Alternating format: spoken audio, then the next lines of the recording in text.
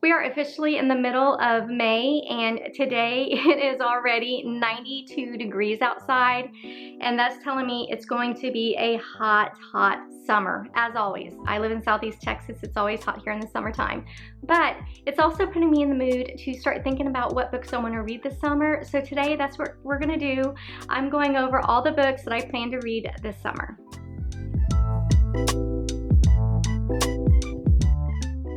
Hi everyone, it's Rhonda and welcome to a new video. So the other day I was going through my physical TBR shelves behind me. These two shelves are full of books I haven't read yet. And I started pulling off books that were giving me summer vibes that I wanted to put on my TBR cart to just kind of get ready to do my June TBR video. However, as I was pulling these off, I was like, you know what, I absolutely want to read these. And I decided to, while I'm still going to do my monthly TBRs, I decided to make a stack of books that I am absolutely going to read this summer. This is going to be my mood reading stack of books, if you will. So I have about 20 books that I want to go over. And some of these books are leftover from last summer that I did not get to. Some of these are newer releases. Some of these are older books that I have never read. So today I'm just going to go over these books that I've set aside for me to read this summer. Now, before I get into this physical stack of books, I do want to first go over 6 books that I don't physically own yet. These are books that have not been released yet. They're coming out this summer, but they are from authors who are auto-buy authors for me, or they are books that I have a digital ARC for through NetGalley. And those 6 books I'm about to go over, but I'm not going to talk too much about them because I just did my summer new release video where I went over 30 plus books that are coming out this summer that I'm interested in reading. Obviously, I'm not going to read all 30 books, but they're just on my radar. But some of these books are from that list. So if you want to learn more about them, go check that video out. And I spent a lot of time researching that video and I found some really, really interesting books. So go check that one out. But let's start with the first book, and that is Atmosphere by Taylor Jenkins Reid. This comes out on June 3rd, and this is going to be a historical fiction book. This is about women in the space shuttle program in the early 1980s. So I'm very interested in reading that one. And then the next one is Everything is Coming Up Rosy by Courtney Walsh. That comes out on June 10th. I've read books from Courtney Walsh before, and I really do enjoy her books. She writes closed door, clean romances. There's no cussing. Obviously, there's no spies, and there's usually not some big crazy problem. These are just really sweet love stories, and the summertime is a great time to read those. And then Riley Sager has a new book coming out on June 10th that I cannot wait to read called With a Vengeance, and I think this is just going to be a retelling of Agatha Christie's Murder on the Orient Express. So I'm going into this expecting kind of a cozy mystery and a modern retelling of that classic book.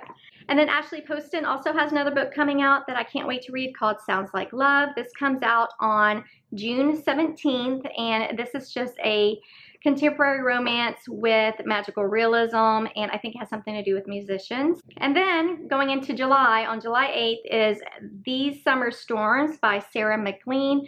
This is another contemporary romance, and I think it's going to feature rich people drama. But Sarah McLean is actually known for her historical romances, and this is going to be her first book in the contemporary romance genre, and I cannot wait to read it. I do have a digital art copy of this through NetGalley, so I will absolutely be reading this at the end of June, early July. And then finally, my very last new release that I do want to read is Friends to Lovers by Sally Blakely. This one comes out on July 22nd.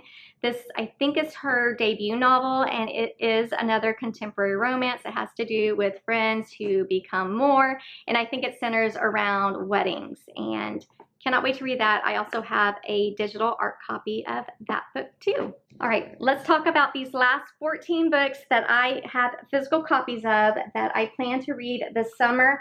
Starting with No Good Tea Goes Unpunished by Bree Baker. This is the second book in the Seaside Cafe mystery series, and I read the first book, Live and Let Chai, I think last month or the month before, and I loved it. I gave it 4 stars.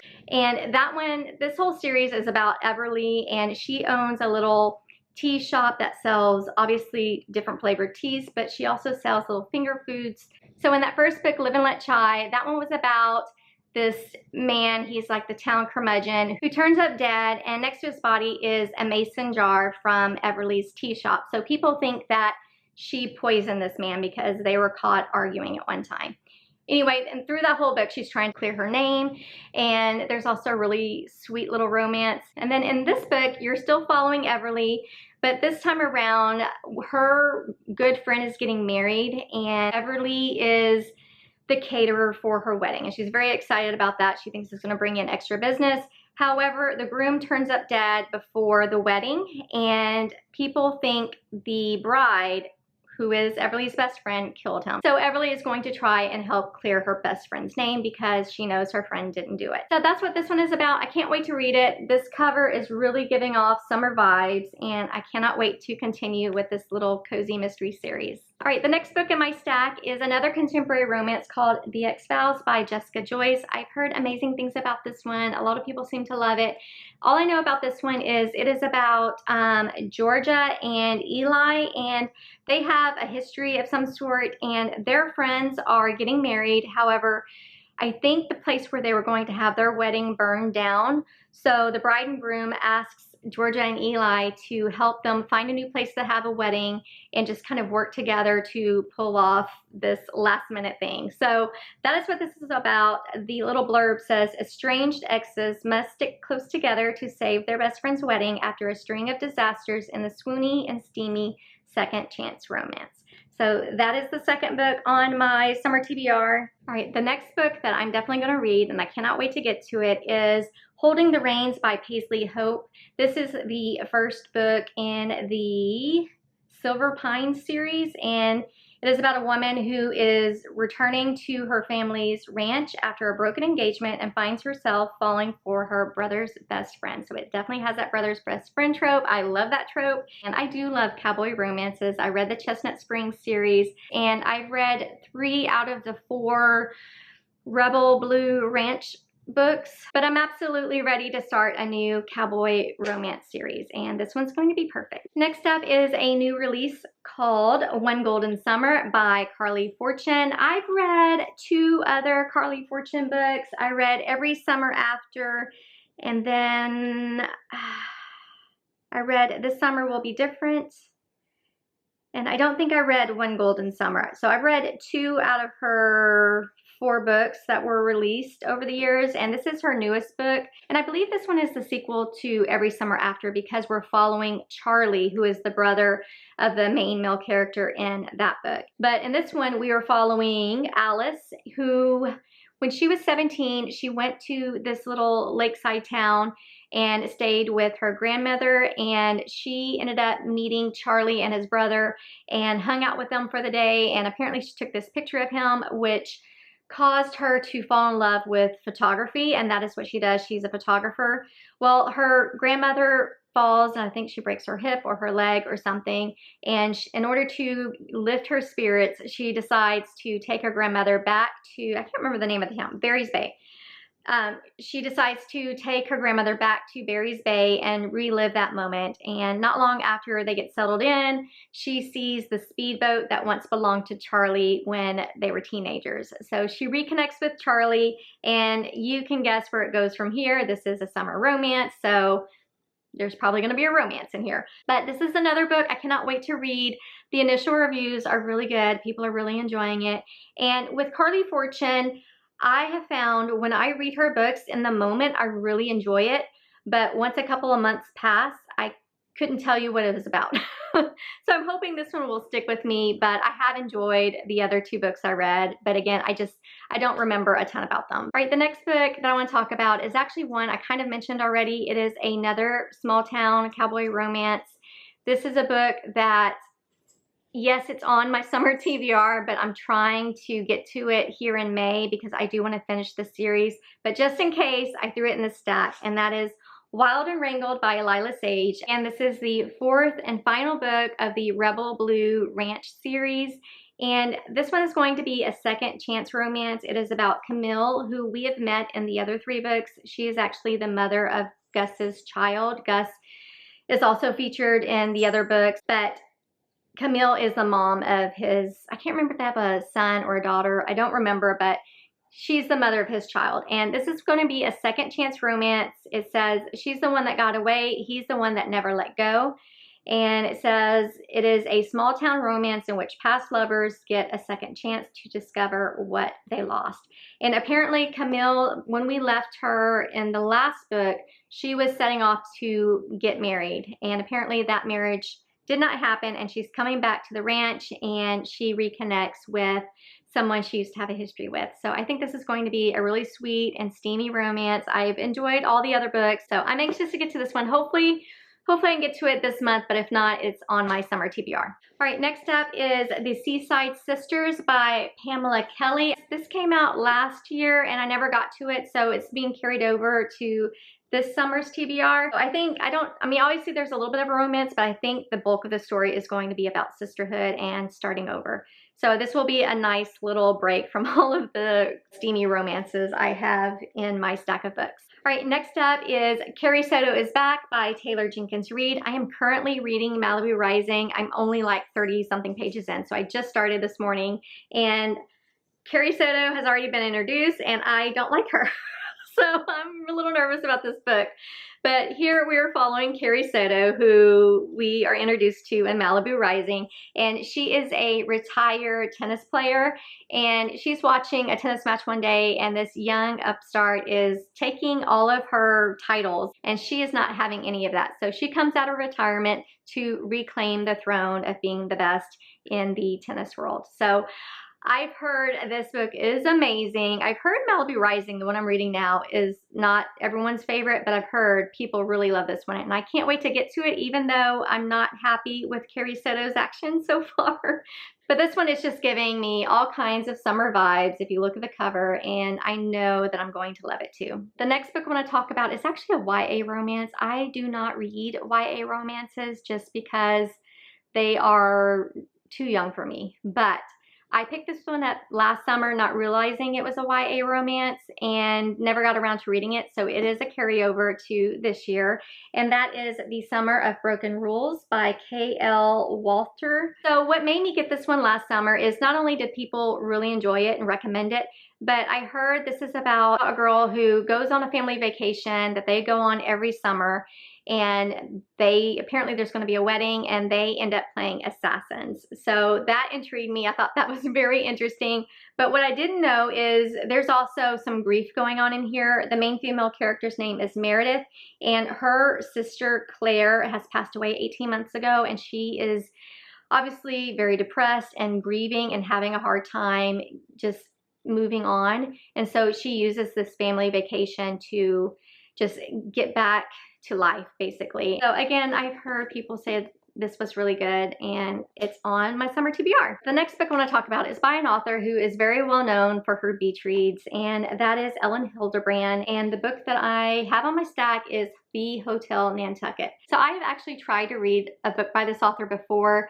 I don't remember the title of it, but it was about a chef who has died, and all of the women who played some kind of part in his life come to this little cottage in Nantucket, and that's all I remember. It was really boring. I was bored to tears, and I DNF'd it. And I wasn't sure. I know that's only one book, but I was like, I don't know if Ellen Hildebrand is for me, but I have friends who absolutely love her books and have read her entire backlist, which is extensive.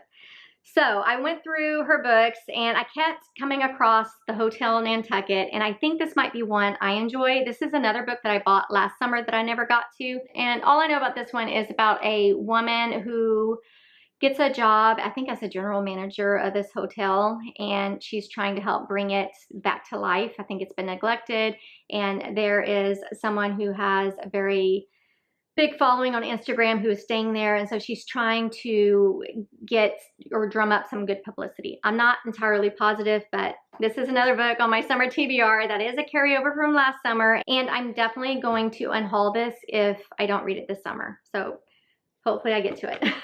Next up is The Royals Next Door by Karina Hall, and I've already talked about this book before. I did a book haul not that long ago where I went over this book a little bit more, but basically it is about a woman. This is a contemporary romance, by the way, but it's about a woman who has two royals move in next door, like a prince and a princess, and think Harry and Meghan.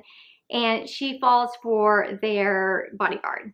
So that is what this one is about. I love the cover. I think it's gorgeous, and it's definitely a book that I want to get to this summer because I wasn't able to get to it this spring. All right, next up is a YA mystery thriller called The Reappearance of Rachel Price by Holly Jackson. I got this book from Book Outlet when they were having their $5 sale not that long ago, and I've been wanting to read this one because it is about a girl whose mom, and her mom's name is Rachel Price, disappeared one day, never to be seen again.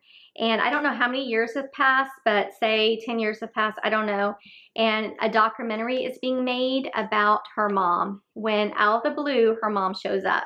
So that is what this is about. The mystery is what happened to her mom? Why did she disappear? This sounds very mysterious. And like I said, I've been wanting to read this. I think it came out last year or the year before, and it's just been on my radar since then. And I can't wait to read it this summer. All right. I don't want to read this book. I have Happy Place by Emily Henry. This was on my Summer TBR last summer, and I never got around to it. Now, I do like Emily Henry books. My first Emily Henry book was Beach Read.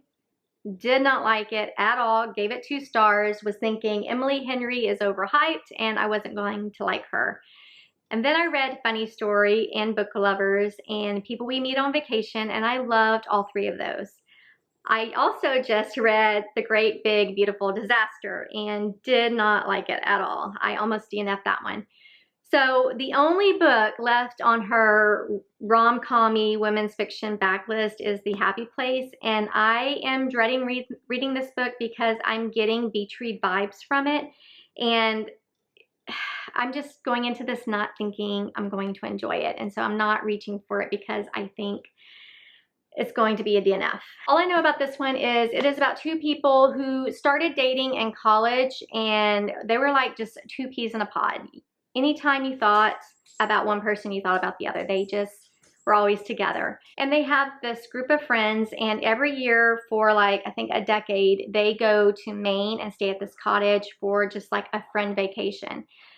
Well, I think that cottage is going up for sale, and this is the last year they can have that vacation at that cottage. And this couple has actually broken up 5 months before they're supposed to go on this trip together. So they don't want to ruin the vacation. They don't want to drag down their friends. So they are going to pretend like they're still together so that they don't bring down that group of friends. So that is what this one is about. I have heard this is a good book. I've heard a lot of people do love this book, and it is a good book. I've heard it is about friendships and how those friendships change as you get older. I am older, and a lot of the friends I have in high school, I don't really talk to anymore just because our lives have gotten different. Same thing with some of my college friends. I do have a set of college friends who I talk to all the time, and we do go on our girls' trip every year. And I have some friends who I don't really talk to that often. So friendships do change as you get older, and I think that's what this book is really about. So Happy Place is going back on my Summer TBR again this year. I'm absolutely going to read it this time. Hold me to it. It's going to happen. All right, we are almost there. I have 2 books left to talk about, and they are both newer releases, starting with The Missing Half by Ashley Flowers. This is a mystery thriller. It came out earlier this month. I want to say like last week or the week before, but this is about a woman whose sister has gone missing. It says Nicole Nick Monroe is in a rut. At 24, she lives alone in a dinky apartment in her hometown of, oh my gosh, Mishawaka, Indiana. Let's go with that. She's just gotten a DWI, and she's been working the same dead-end job since high school, a job she has only because her boss is a family friend and feels sorry for her.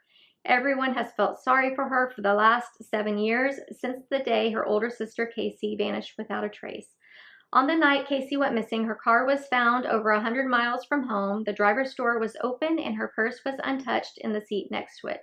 The only real clue to her disappearance was Jules Connor, another young woman from the same area who disappeared in the same way 2 weeks earlier. But with so little for the police to go on, both cases eventually went cold. Nick wants nothing more than to move on from her sister's disappearance and the state it's left her in. But then one day, Jules' sister, Jenna Connor, walks into Nick's life and offers her something she hasn't felt in a long time: hope. What follows is a gripping tale of two sisters who will do anything to find their missing halves, even if it means destroying everything they've ever known. So I want to show you real quick this really creepy end page. I don't know if you can tell, but there is a car with an open door and the headlights beaming in the fog. It's really cool looking, but also kind of scary. But I picked this one up because it sounded really mysterious and atmospheric, and I hadn't been reading a ton of thrillers lately, and I felt like this would be one that I would enjoy. And also the initial reviews coming out were pretty good. So this is on my TBR, The Missing Half. Okay, the last book I want to talk about is Summer in the City by Alex Astor. Alex Astor, if you don't know, she is actually the author who writes YA fantasy romance. In fact, I think she wrote the Light Lark series. Now, I was actually on the fence with buying this one because it is kind of like a special edition with the sprayed edges. It's beautiful, but typically with romances from authors I'm not familiar with, I don't buy special edition books. However, Target got me. They recently had their buy one, get one half off sale, or as my husband likes to say, their 25% off sale. And I decided to go ahead and pick this one up just because everyone was saying that it's actually pretty good. And it is a romance set in New York City. And I love books that are set in New York City, especially if they're romances. I don't know what it is about the city, but I love that. Other than it being a romance set in New York City, this is another one that I don't know a lot about. The blurb just says, a swoony, fast-paced rom-com set in New York City in which a screenwriter and a sexy tech CEO go from lovers to enemies and back to lovers again. So it sounds cute. I've heard it's cute. And also, look at the little end pages. That is a beautiful map. So hopefully I will love this one because it is a beautiful book. But this is the very last book on my summer TBR. All right, my friends, these are the 20 books that I plan to read this summer. As I mentioned, I will still do my monthly TBRs this summer. That's not going to change. I usually pick out 6 or 7 books to kind of focus on each month, and that's going to stay the same. I'm just going to mood read through these summary books when I'm not reading those books. So hopefully that makes sense. But if you're still with me, let me know in the comments if there are any books in the stack that you really enjoyed that I should maybe push to the top. Also, tell me what is on your summer TBR. Are there any specific books that you hope to get to this summer? Are there any new releases that you're looking forward to? I'm all ears. Let's talk books in the comments. But thanks again for joining me. If you haven't already, subscribe, like the video, and I'll see you in the next one. Bye.